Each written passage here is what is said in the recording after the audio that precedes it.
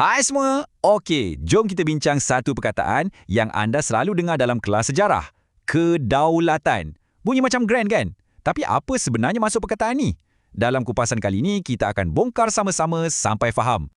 Ya, persoalan utamanya. Kita selalu sangat dengar perkataan kedaulatan ni. Dalam buku teks ada, dalam berita pun ada, ahli politik pun selalu sebut. Tapi betul-betul apa maksudnya? Jom kita siasat lebih dalam. Okey, ini pelan tindakan kita. Mula-mula, kita tengok asal-usul perkataan ni. Lepas tu, kita dengar apa kata orang-orang hebat tentang kedaulatan. Kemudian, kita buat satu rumusan mudah. Dan akhir sekali, ada kuis sikit untuk uji minda. Senang je. Baiklah, jom kita mula dengan bahagian 1, kedaulatan dari segi bahasa. Selalunya, kalau nak faham sesuatu, cara paling best adalah dengan kita kaji asal-usul perkataan tu. So, kita akan tengok macam mana 4 bahasa yang berbeza terangkan idea yang sama. Tengok ni, menarik kan? Dalam bahasa Yunani, ada perkataan sovereignus, yang maksudnya agung atau tertinggi. Dalam bahasa Inggeris pula, sovereignty, kuasa penuh. Bahasa Arab, daulah, kuasa pemerintahan. Dan, sudah tentu, bahasa Melayu kita, daulat, kekuasaan tertinggi. Nampak tak? Walaupun datang dari tempat dan zaman yang berbeza, semua ini merujuk kepada benda yang sama, iaitu kuasa yang paling tinggi. Jadi, ini bukan idea baru, ia idea yang universal. Okey, kita dah faham dari segi bahasa. Sekarang, jom kita masuk bahagian 2. Kita nak tengok pula macam mana idea ni berkembang bila dibincangkan oleh tokoh-tokoh pemikir yang hebat-hebat ni. Kita mulakan dengan nama yang anda mungkin pernah dengar. Aristotle, ahli falsafah Yunani. Bagi dia, kedaulatan ni bukan sekadar saya paling berkuasa. Tak, yang paling penting, kata Aristotle, ialah kerajaan tu sendiri mesti ikut undang-undang. Maksudnya, tak ada siapa yang boleh mengatasi undang-undang, termasuklah raja atau pemerintah sekalipun. Idea yang sangat mendalam kan? Sekarang, kita beralih pula kepada seorang ilmuwan Islam yang sangat terkenal, Ibn Khaldun. Pandangan dia sedikit berbeza. Dia kata, kedaulatan yang sebenar bukan datang dari atas, dari pemerintah, tapi ia datang dari bawah, dari rakyat. Ia lahir dari semangat kekitaan. Bila rakyat ada semangat perpaduan yang kuat, sanggup berkorban untuk negara, itulah sumber kuasa sebenar. Okey, seterusnya kita ke Eropah. Jumpa dengan Jean Bodin dari Perancis. Bagi dia pula, kedaulatan ni lebih straightforward. Ia adalah kuasa tertinggi dalam negara, bersifat kekal dan, ini penting, tak ada had. Maksudnya, kerajaan ada kuasa mutlak untuk buat undang-undang untuk semua orang. Nampak tak bezanya dengan pandangan Aristotle tadi?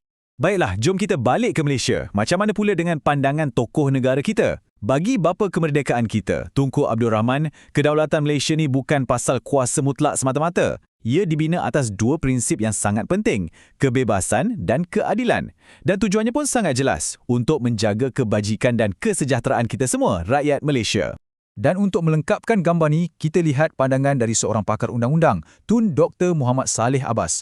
Beliau terangkan dari sudut moden. Katanya, kedaulatan ni adalah asas sebuah negara merdeka. Ia bermaksud kita bebas di peringkat antarabangsa dan kita ada hak untuk uruskan hal ehwal negara kita sendiri tanpa ada terunjuk asing atau campur tangan dari luar. Okey, kita dah dengar dari segi bahasa, kita dah dengar dari tokoh-tokoh hebat. Sekarang masa untuk bahagian 3, rumusan. Jom kita simpulkan semua ni jadi satu konsep yang mudah faham. Jadi, apa itu kedaulatan? Secara ringkasnya, inilah dia. Kedaulatan ialah kekuasaan tertinggi dan kewibawaan sesebuah negara yang bebas. Dan ia ada hak untuk uruskan pemerintahan dan pentadbirannya sendiri. Kalau nak pecahkan lagi, kedaulatan ni secara umumnya bermaksud beberapa perkara. Pertama, ia adalah kuasa tertinggi. Kedua, ia adalah kewibawaan negara. Ia juga adalah sifat kemerdekaan. Dan yang paling penting, ia adalah kebebasan dari pengaruh luar dan hak untuk kita mengatur urusan kita sendiri. Itulah intipatinya. Macam mana? Rasa tak faham sikit? Jom kita uji minda sekejap. Jangan risau, tak ada markah pun. Ini suka-suka je. Okey, bahagian 4. Jom uji minda. Dah sedia? Soalan pertama akan keluar sekarang. Soalan pertama. Dalam bahasa Arab, perkataan yang merujuk kepada kedaulatan ialah A. Supernus, B. Sovereignty atau C. Daulah. Okey, jawapannya ialah C. Daulah. Maksudnya kuasa pemerintahan sesebuah kerajaan. Bagus. Soalan kedua. Siapakah tokoh yang mengaitkan kedaulatan dengan semangat kekitaan bangsanya? Ingat tak? A. Aristotle, B. Ibn Khaldun atau C. Jean Bodin. Dan jawapan yang betul ialah B. Ibnu Khaldun. Okey, soalan terakhir dalam kuis ni. Menurut bapa kemerdekaan kita, Tunku Abdul Rahman, kedaulatan negara kita dibina atas prinsip apa? A. Kuasa mutlak dan kekal. B. Kebebasan dan keadilan. Atau C. Pengiktirafan antarabangsa. Jawapannya sudah tentu B. Kebebasan dan keadilan. Baiklah, kuis dah habis. Tapi ada satu lagi soalan. Dan soalan ni jawapannya tak ada pada slide. Jawapannya ada pada anda.